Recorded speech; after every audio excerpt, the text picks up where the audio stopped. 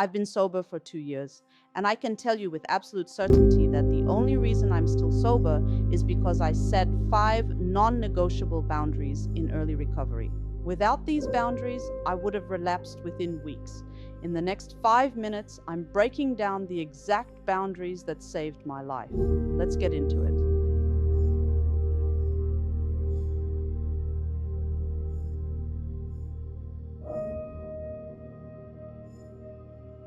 Boundaries aren't just helpful, they're literally the difference between staying sober and relapsing. And most people get this wrong because nobody explains how critical these really are.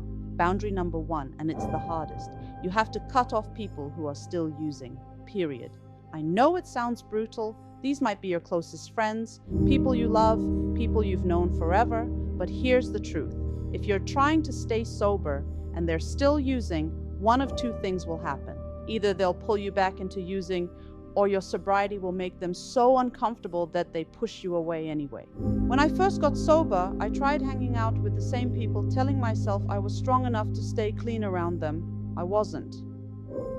Within 2 weeks, I relapsed because just being around it was too triggering.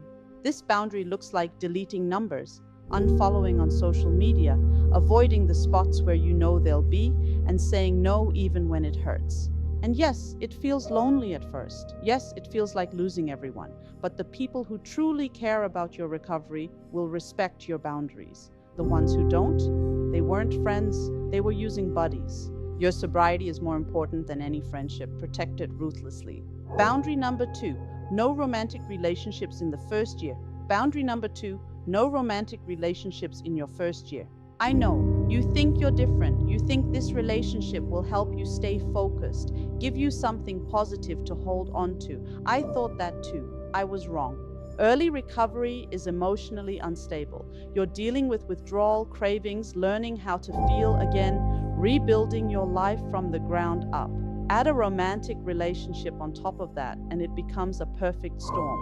What usually happens is the relationship becomes the new addiction. You use it to fill the void substances used to fill. Then when the relationship hits normal problems, you don't have the coping skills to handle it sober, and you relapse. I've seen it so many times.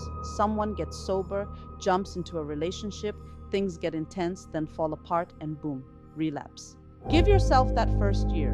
Build your foundation. Learn who you are sober. When you're stable, you'll be able to build relationships from a healthy place. Boundary number 3, avoid old triggers and places. Boundary 3, avoid old triggers and old using environments. This sounds obvious, but you'd be shocked how many people test themselves by going back to old hangouts. Don't do it. For me, that meant avoiding certain neighborhoods, certain houses, even specific gas stations. It meant skipping parties for months. It meant changing my entire routine. What most people don't understand is that triggers aren't just mental, they're neurological. Your brain has wired certain places, smells, and situations to using. When you encounter those triggers, your brain fires up cravings automatically. So this boundary looks like taking different routes home, skipping events where substances will be present, avoiding old friends' basements where you used to smoke, even if it means missing out. Early recovery isn't about maintaining your old life without substances. It's about building a new life entirely. Boundary number 4, attend support meetings consistently. Boundary 4, commit to consistent support. AA, NA, smart recovery, therapy, whatever works for you. I cannot overstate this. I tried getting sober alone countless times. It never worked. The only time I stayed sober was when I had accountability and support. Addiction thrives in isolation. It grows in secrecy and shame. Meetings force you to talk, to listen, to remember why sobriety matters. Set a schedule and treat it as non-negotiable. For me, it was 3 meetings a week minimum. Some people do 90 and 90. Find your rhythm, then stick to it. And don't just show up, participate, share, ask for help, get numbers from people with time, build your network.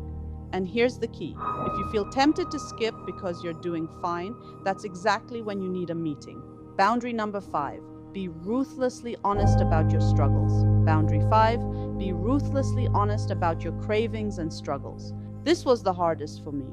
I used to hide everything. pretend I was fine, white knuckle through it alone. But in recovery, silence is dangerous. Cravings are normal, bad days are normal. What's not okay is keeping it to yourself until you break.